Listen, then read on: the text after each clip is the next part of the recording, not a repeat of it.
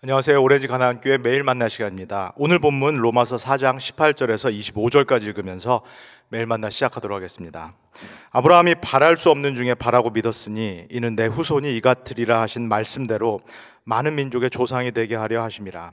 그가 백세 하나 되어 자기 몸이 죽은 것 같고 사라의 태가 죽은 것 같음을 알고도 믿음이 약해지지 아니하고 믿음이 없어 하나님의 약속을 의심하지 않고 믿음으로 견고하여져서 하나님께 영광을 돌리며 약속하신 그것을 또한 능히 이루실 줄을 확신하였으니 그러므로 그것이 그에게 의로 여겨졌느니라. 그에게 의로 여겨졌다 기록된 것은 아브라함만을 위한 것이 아니요 의로 여기심을 받은 우리도 위함이니 곧 예수 우리 주를 죽은 자 가운데서 살리신 이를 믿는 자니라. 예수는 우리가 범죄한 것 때문에 내줌이 되고 또한 우리를 의롭다 하시기 위하여 살아나셨느니라. 아멘. 로마서는 1장부터 16장까지 이어지고 있는 긴 편지입니다. 그래서 우리 성도님들께서 매일 만나를 댁에서 하실 때 그리고 큐티를 하실 때 늘 이 전체 내용 앞과 뒤를 생각하시면서 이어서 이 매일 만나 또 큐티를 듣고 보시면 좋겠습니다. 로마서는 편지입니다. 사도 바울이 로마 교회에서 보낸 그 편지입니다. 그러나 우리가 계속 읽고 있는 대로 편지치고는 어렵습니다. 편지치고는 안에 신학적인 내용들이 참 많이 들어있기 때문에 읽기가 어렵습니다. 그리고 이 로마서를 이해하고 읽기가 어려운 결정적인 이유는 우리가 1차 수신자가 아니기 때문입니다. 우리가 로마 성도들이 아니기 때문에, 우리가 유대인 출신도 아니고 그 당시 이방인들이 아니기 때문에 사실은 이 로마서를 우리가 읽고 이해하는 것이 매우 어렵습니다. 그러나 사도 바울이 말하고 있는 것처럼 예수 그리스도를 통하여서 우리도 이제 영적인 이스라엘이 됐기 때문에, 우리도 이제는 영적인 하나님의 백성이 됐기 때문에 이 편지는 단순히 바울이 1세기에 로마 교회에 보낸 그 편지에 그치는 것이 아닙니다. 이 편지는 바울이 우리에게도 보낸, 아니 하나님께서 우리에게 보내신 그 말씀이기도 합니다. 그런 마음을 가지고 우리 18절을 한번 같이 읽어보도록 하겠습니다. 아브라함은 바랄 수 없는 중에 바라고 믿었으니 이는 내 후손이 이같으리라. 말씀대로 많은 민족의 조상이 되게 하려 하심이라. 어제 매일 만나를 통해서 본 것처럼, 그리고 제가 수요 예배를 통해서 설교 말씀을 드린 것처럼 아브라함이 하나님 앞에서 의롭다 여기심을 받았다라는 것, 그것은 그의 행위에 기초한 것이 아닙니다. 아브라함이 창세기 22장에서 이 이삭을 하나님께 번제로 바쳤기 때문에, 그 불가능한 순종의 행위를 했기 때문에 아브라함이 의롭다 여기심을 받은 것이 아니다라고 말합니다.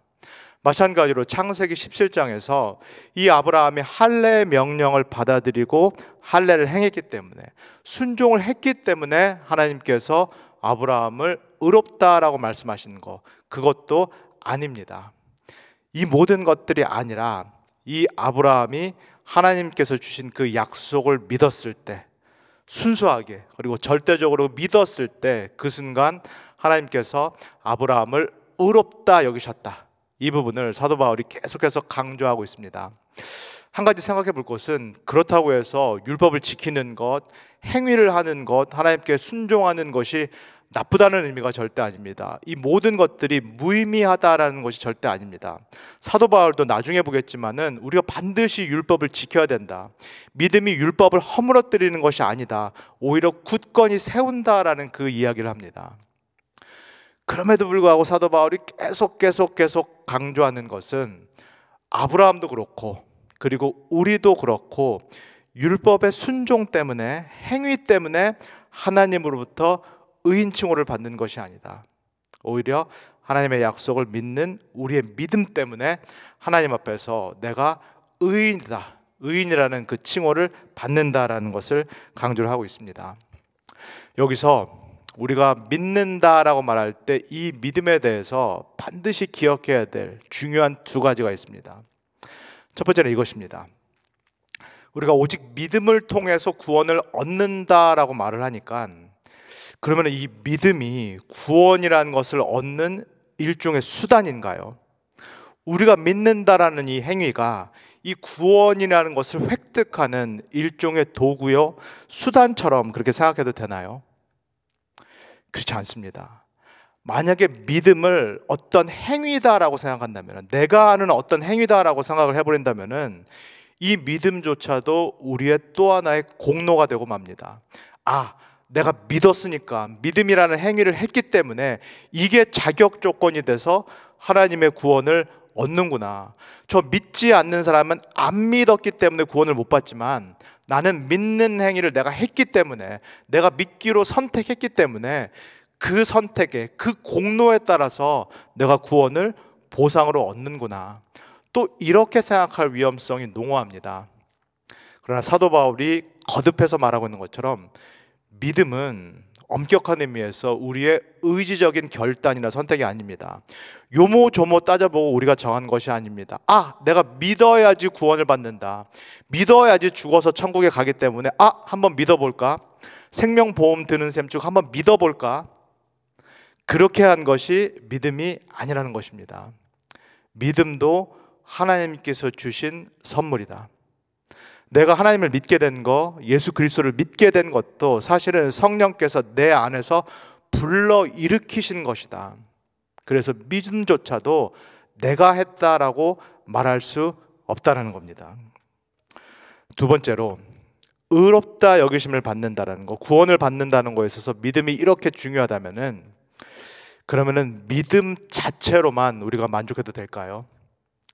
다른 말로 하면은, 사실은 그러면은 아무거나 막 믿어도 되나요? 믿음 자체로 내가 구원을 받는다라고 하면은 아무거나 막 믿어도 사실은 상관이 없나요? 그렇지 않습니다. 믿음 자체보다 더 중요한 것은 우리가 무엇을 믿느냐, 그리고 누구를 믿느냐 하는 것입니다. 다른 종교인들도 다 무언가를 믿고 있습니다. 다른 모든 종교들, 심지어는 기독교 이단들도 무엇을 믿고 있습니다. 그리고 무신론자들, 이 하나님이 없다라고 말하는 사람도 사실은 자신의 그 신념을 믿고 있습니다.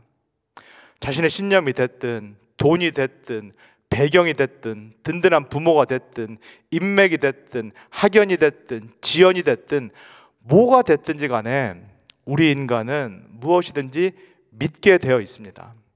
아무것도 안 믿는 사람은 사실상 아무도 없습니다.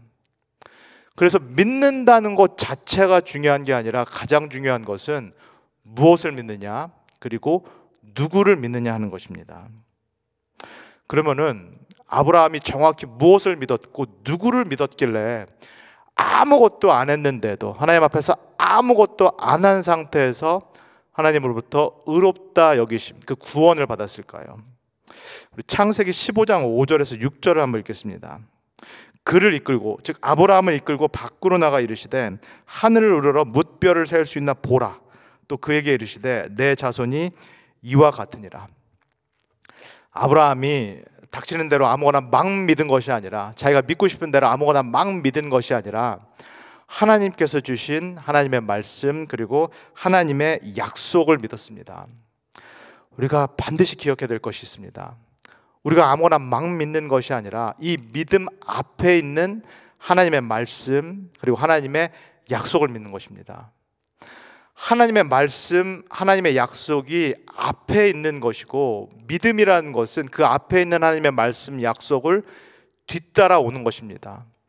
이 뒤에 있는 믿음 자체가 결정적인 것이 아니라 사실은 이 앞에 있는 하나님의 말씀, 그리고 하나님의 약속이 반드시 우리의 구원에 있어서 우선적이고 결정적인 것입니다.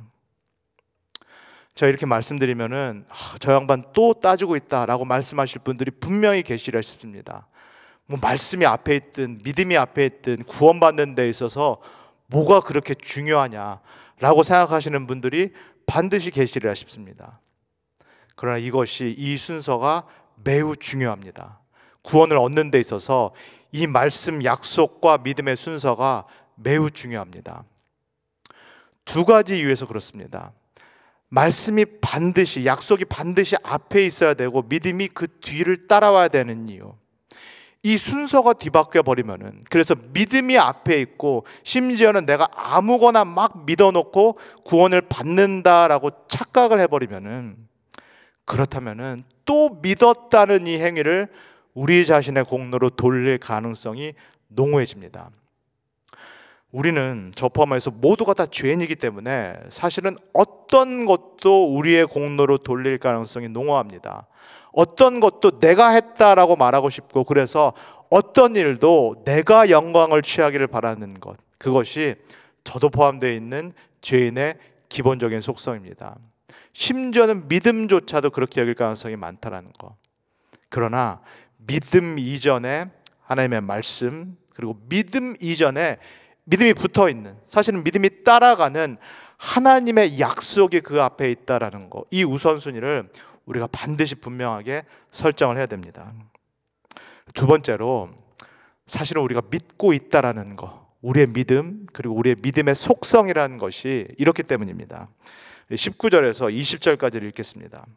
그가 백세나 되어 자기 몸이 죽은 것 같고 사라의 태가 죽은 것 같음을 알고 믿음이 약하여지지 아니하고 믿음이 없어 하나님의 약속을 의심하지 않고 믿음으로 견고하여져서 하나님께 영광을 돌리며.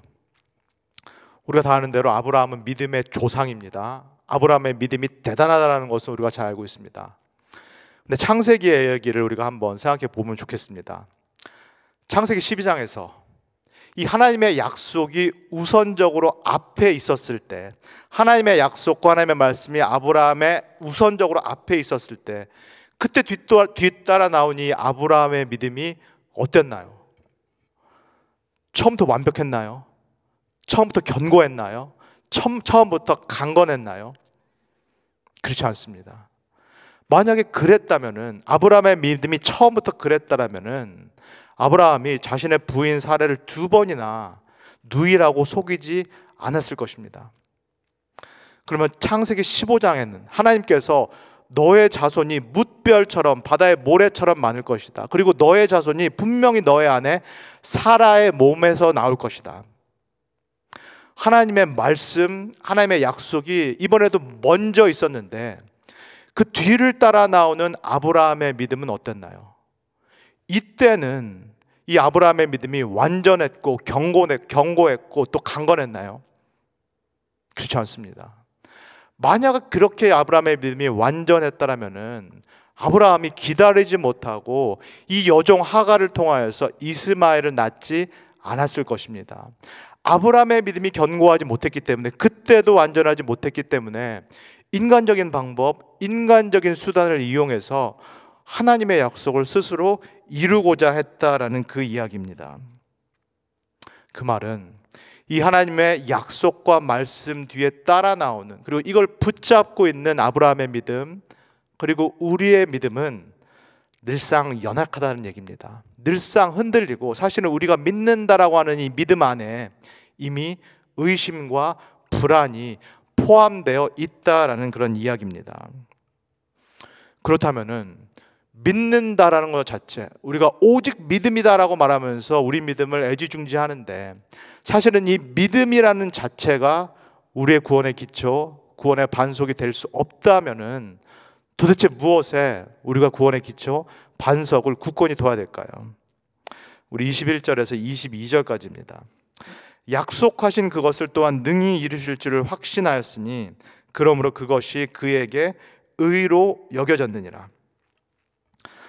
아브라함이 행위로 구원을 받은 것도 아니고, 사실상 아브라함이 자신의 이 흔들리는 믿음, 늘 의심과 불안이 포함되어 있는 이 믿음으로 하나님으로부터 구원을 받은 것도 엄밀한 의미에서 아니라면은 아브라함은 도대체 어떻게 하나님께 의롭다 여기심을 받았을까요?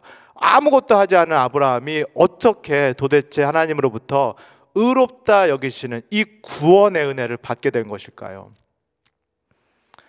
아브라함이 아니라, 행위도 아니고, 사실은 그의 흔들리는 믿음도 아니고, 하나님이 하신 그 말씀, 그리고 하나님께서 하신 그 약속에 충실하신, 미쁘신, 신실하신 그 하나님 때문에 아브라함이 구원을 받게 된 것입니다.